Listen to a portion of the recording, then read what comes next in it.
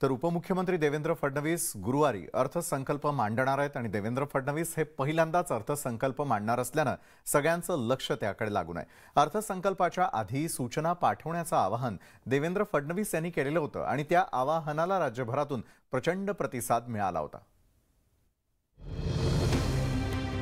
अर्थमंत्री देवेंद्र फडणवीस गुरुवारी राज्यासाठी महत्त्वाचा असलेला अर्थसंकल्प पहिल्यांदाच सादर करणार आहेत।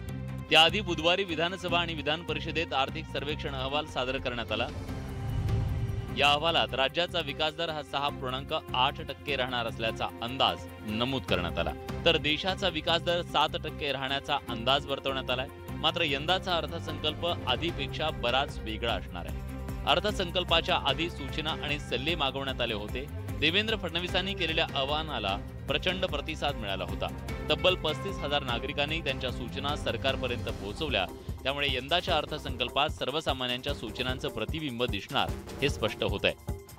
रंगोत्सवाच्या माध्यमातून एकमेकाच्या रंगामध्ये रंगवतो आणि हे जग सप्तरंगी आहे हे देखील आपण या ठिकाणी दाखवायचा प्रयत्न करतो।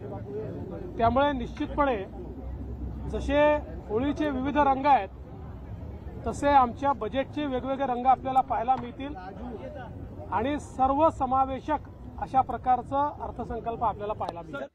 बुधवारी सादर करण्यात आलेल्या आर्थिक सर्वेक्षणात मागील वर्षाचा लेखाजोखा आणि आगामी वर्षासाठीच्या सूचना, आव्हानं आणि उपाय यांचा उल्लेख केलेला असतो। आर्थिक सर्वेक्षण अहवाल सरकारच्या मुख्य आर्थिक सल्लागारांच्या देखरेखीखाली बनवला जातो। सरकारी योजनांचा अर्थव्यवस्थेवर किती परिणाम झाला याचीही माहिती त्यात असते।